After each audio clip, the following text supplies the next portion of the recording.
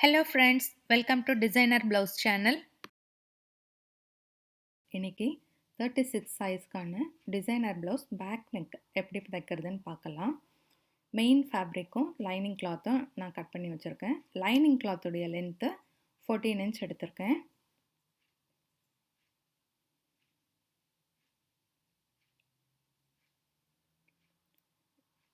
தேர்ட்டி-6 சைஸுன்றதுனால அதில் கால் பாகம் 9 இன்ச் வரும்.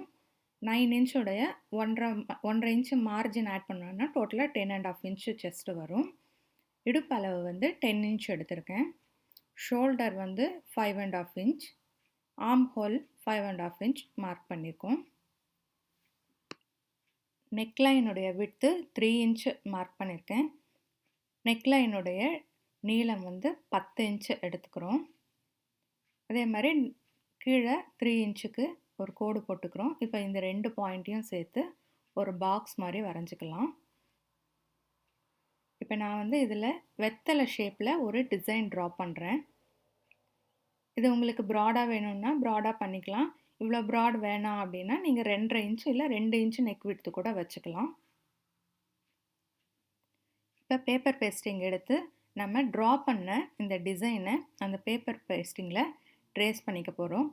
இதை வந்து பேப்பர் பேஸ்டிங்னு சொல்லுவாங்க, இல்லை பேப்பர் கேன்வாஸ்னு சொல்லுவாங்க. இப்போ இந்த டிசைன் நம்ம ட்ரா பண்ணிக்கிறதுக்கு அந்த லைனிங் கிளாத்தையும் பேப்பர் பேஸ்டிங்கையும் சேர்த்து பின் பண்ணிவிட்டு நம்ம லைனிங் கிளாத்தில் ட்ரா பண்ண டிசைனை இந்த பேப்பர் பேஸ்டிங் பேப்பரில் ட்ரேஸ் பண்ணி எடுத்துக்கிறோம்.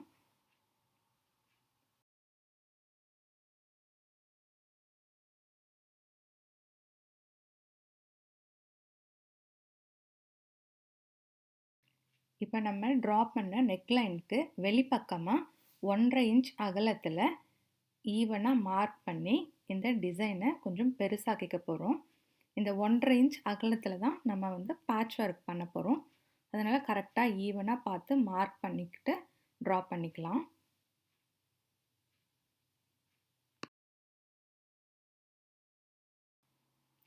இப்போ ஆப்போசிட் சைட்லேயும் நம்ம ட்ரேஸ் பண்ணிய லைன் மேலேயே மறுபடியும் ட்ரா பண்ணி ட்ரேஸ் பண்ணி வச்சுக்கலாம். இந்த மாதிரி ட்ரா பண்ணி வச்சுக்கிட்டோன்னா தைக்கும்போது ஈஸியாக இருக்கும். அதனால தான் ரெண்டு சைடுமே நம்ம ட்ரா பண்ணி வச்சுக்கிறோம். இப்போ ட்ரா பண்ண பிறகு இந்த அவுட்டர் லைன் வரைஞ்சோம் இல்லையா, அந்த லைன் மேலேயே கரெக்டாக கட் பண்ணுறோம். பார்த்து கட் பண்ணுங்கள், ஏன்னா இதில் தான் நம்ம வந்து பேட்ச் ஒர்க் பண்ண போகிறோம். அதனால் டிசைன் பாழாகாத மாதிரி பார்த்து கேர்ஃபுல்லாக கட் பண்ணிக்கலாம். இப்போ கட் பண்ணி எடுத்தாச்சு. இப்போ நம்ம கட் பண்ண இந்த டிசைனை ஒரு துணியில் வச்சு அயன் பண்ணிக்கிறோம். அயன் பண்ணும்போது அந்த பிங்க் கலர் துணி வந்து ராங் சைடில் இருக்கணும், ரைட் சைடு வந்து கீழ்பாகம் இருக்கணும். ராங் சைடில் இந்த பேப்பர் கேன்வாஸை வச்சு நம்ம அயன் பண்ணி எடுத்துக்கிறோம். இந்த மாதிரி அயன் பண்ணி வச்சோன்னா துணி வந்து அந்த பேப்பர் கேன்வாஸோட ஒட்டிக்கும். நம்ம தைக்கும்போது நல்லா ஈஸியாக இருக்கும். இப்போ நம்ம ட்ரா பண்ண அந்த அவுட்டர் டிசைனை சுற்றி ஈவனாக ஸ்டிச் பண்ணிக்கலாம். ஸ்டிச் பண்ண பிறகு எக்ஸஸ் இருக்கிற துணியை கட் பண்ணி எடுத்துடலாம். பார்த்து கட் பண்ணுங்கள். கட் பண்ணும்போது நம்ம பேப்பர் கேன்வாஸில் வரைஞ்சிருக்கிற டிசைன் கட் ஆகாத அளவுக்கு வெறும் துணியை மட்டும் கரெக்டாக பார்த்து கட் பண்ணுங்கள்.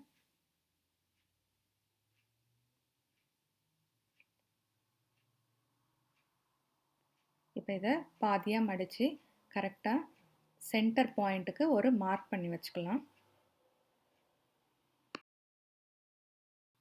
இப்போ நம்ம கட் பண்ணி வச்சுருக்கிற மெயின் ஃபேப்ரிக்கையும் லைனிங் கிளாத்தையும் ஒன்றா சேர்த்து பின் பண்ணிக்கலாம். இந்த மாதிரி பின் பண்ணிவிட்டு தைச்சோன்னா சுருக்கம் வராது, தைக்கிறதுக்கும் ஈஸியாக இருக்கும். பிகினர்ஸ்க்கு ரொம்ப ரொம்ப ஹெல்ப்ஃபுல்லாக இருக்கும். அதனால் இந்த மாதிரி பின் பண்ணிவிட்டு 4 பக்கமும் தைக்கிறோம். 4 பக்கமும் தைச்சி முடித்த பிறகு எக்ஸஸ் இருக்கிற கிளாத்தை கட் பண்ணி எடுத்துடலாம்.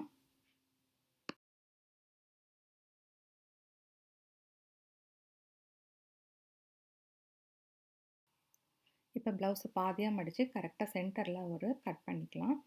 இது வந்து நம்ம தைச்ச அந்த பேட்ச் ஒர்க்கும் இதுவும் கரெக்டாக சென்டர் பண்ணி வைக்கிறதுக்கு ஈஸியாக இருக்கும். இந்த மாதிரி சென்டர் பண்ணிவிட்டு இதையும்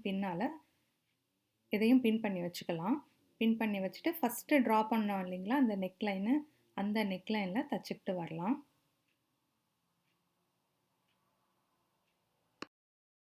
இப்போ தச்சு முடித்த பிறகு 1/4 இன்ச்சு கேப் விட்டுட்டு இந்த பேப்பர் கேன்வாஸை கட் பண்ணி எடுத்துடலாம். கட் பண்ணும்போது பார்த்து கட் பண்ணுங்கள். நம்ம தச்ச தையல் கட் ஆகாமல் பார்த்து கட் பண்ணிக்கலாம்.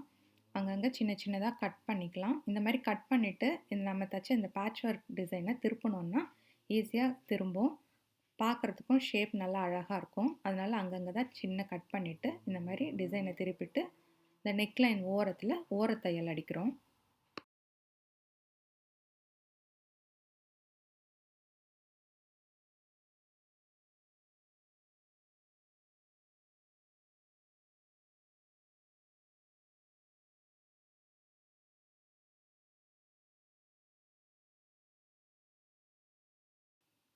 இப்போ 1 இன்ச் அகலத்தில் லைனிங் கிளாத்தில் ஸ்ட்ரைட் பீஸ் கட் பண்ணிவிட்டு நம்ம பேக்கில் பெல்ட்டை ஜாயின் பண்ணுறோம்.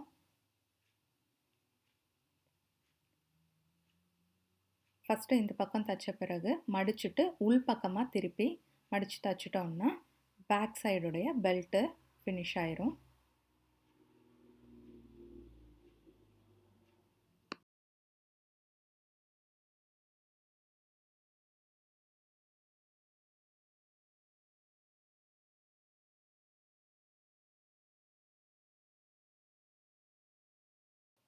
இப்போ பேக் சைடு வந்து நல்லா ஸ்டிஃபாக இருக்கணுன்றதுக்காக நம்ம கீழ்ப்பக்கம் இன்னொரு தையலும் போடுறோம். இந்த மாதிரி 2 தையல் போட்டோம்னா பார்க்குறதுக்கு நல்லாயிருக்கும். அதனால் இந்த மாதிரி கீழேயும் ஒரு தையல் போட்டு ஃபினிஷ் பண்ணுறோம். இப்போ கரெக்டாக சென்டராக மார்க் பண்ணிவிட்டு 4 இன்ச்சு நீளத்துக்கு பேக்கில் டாட்ஸ் பிடிக்கிறோம். 4 இன்ச்சுக்கு மேலே அதிகமாக டாட்ஸ் பிடிக்காதீங்க. 4 இன்ச்சு நீளத்துக்கு 2 சைடும் டாட்ஸ் பிடிச்சிக்கலாம். இந்த மாதிரி சென்டராக மடித்து டாட்ஸ் பிடிச்சிக்கலாம்.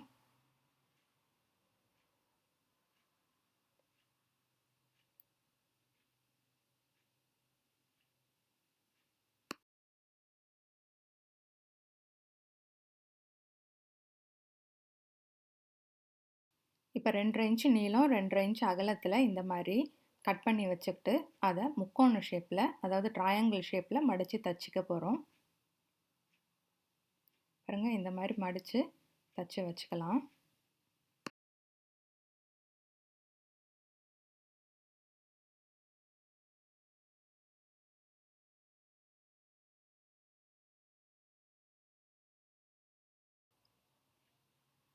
இப்போ நம்ம இந்த மாதிரி கட் பண்ணி வச்சுருக்கிற இந்த சின்ன சின்ன பீசஸை நெக்லைனுடைய அவுட்டரில் வச்சு ஒன்று ஒன்றா வச்சு தைக்க போகிறோம்.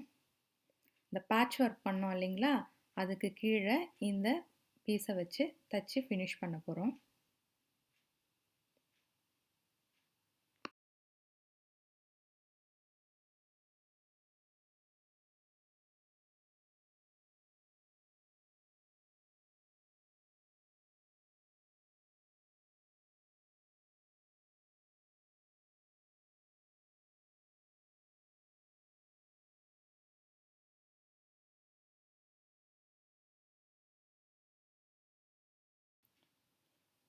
இப்போ ஃபைனலாக லேஸ் வச்சு தைக்க போகிறோம். இந்த லேஸ் வச்சு தைச்சதுமே நம்ம பண்ண அந்த பேட்ச் ஒர்க்கும் அந்த ட்ரையாங்கிள் ஷேப்பில் நம்ம தைச்சிருக்கிற அந்த பீசஸும் தனித்தனியாக நல்லா தெரியுது பாருங்கள். இந்த லேஸ் வச்சதுமே ப்ளவுஸ்க்கு ஒரு தனி அழகு வந்துருச்சு. லேஸ்க்கு ஃபஸ்ட்டு இந்த சைட் தைக்கிறோம். லேஸை வந்து எப்போவுமே 2 சைடுமே தைக்கணும். ஒரு சைடு தைச்சிட்டு ஒரு சைடு தைக்காமல் விட்டுட்டோம்னா நல்லா இருக்காது. ஒரு சைடு லேஸ் எழும்பி நின்னாப்புல இருக்கும்.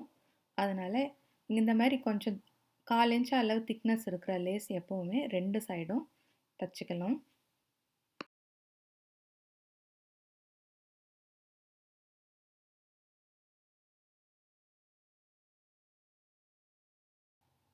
இப்போ பார்த்தீங்கன்னா நம்மளுடைய சூப்பரான டிசைனர் ப்ளவுஸ் ரெடி ஆயிடுச்சு.